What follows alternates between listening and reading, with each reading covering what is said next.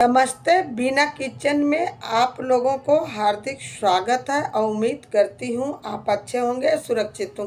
आज बात करते हैं पितृपक्ष। पितृपक्ष तो लग चुका है, क्योंकि पितृपक्ष में हमें क्या करना चाहिए, क्या नहीं करना चाहिए, पितृपक्ष में हमें किस चीज़ का दान नहीं देना चाहिए और हमें क्या क्या पितरों के लिए करना चाहिए। क्योंकि पितृपक्ष में हमें पहले पितरों को के नाम से दान पुण्य करना चाहिए, पितरों का दर्पण करना चाहिए। पितरों को खुश करने के लिए हमें रोज़ अपने घर में दीपक जलाना चाहिए, क्योंकि ये 15 दिन का जो पितृपक्ष है, पितृपक्ष होते हैं, वो भी सोचते हैं पितृ लोग कि हमारे कुनबे में कोई हो, हमें पानी दे।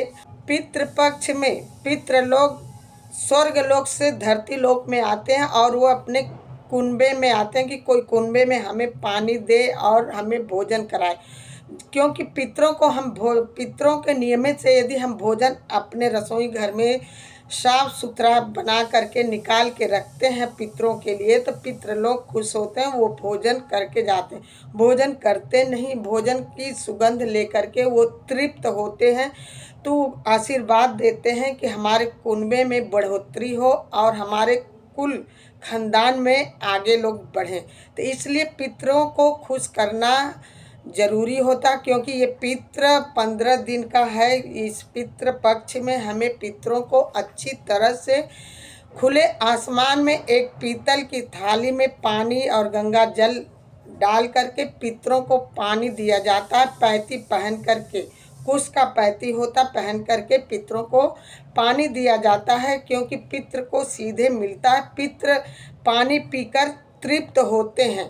जब तृप्त होते हैं तो उनके आशीर्वाद से हमें, पितरों के आशीर्वाद से हमारे कुनबे में खुशहाली आती है और हमारे पुत्रों की उन्नति होती है। तो इसलिए पितृपक्ष में हमें हर किसी को पितरों की दर्पण करना चाहिए। पितरों के नियमित से हमें दान पुण्य करना चाहिए। पितरों के नियमित से हमें भोजन ब्राह्मणों को कराना चाहिए। वस्त्र दान देना चाहिए ब्राह्मणों को, क्योंकि ब्राह्मणों को दान देने से सीधे पितरों को मिलता है।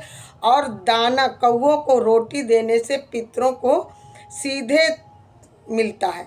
गऊ को रोटी देने से, गौ माता को रोटी देने से, गाय को रोटी देने से पितरों को सीधे मिलता है। तो इसलिए हमें पितृपक्ष में 15 दिन हमें कौआ के नियमित से रोज़ भोजन निकालना चाहिए। हमें पितरों को भोजन निकालना चाहिए साफ सुथरा, बिना लहसुन प्याज का, क्योंकि हमें 15 दिन लहसुन प्याज त्याग देना चाहिए, नहीं खाना चाहिए। क्योंकि ना त्याग पाओ तो हमें पितरों को जो भोजन बनाते हैं रोज़ शाम को साफ सुथरा बना करके बिना लहसुन प्याज के पितरों को निकाल करके उसके बाद हम भोजन बनाएं। यदि कोई नहीं मानता है तो अपना बना करके लहसुन प्याज खा सकता है। वैसे तो यही नियम है कि लहसुन प्याज भी अपने पितरों के नियमित से छोड़ देना चाहिए।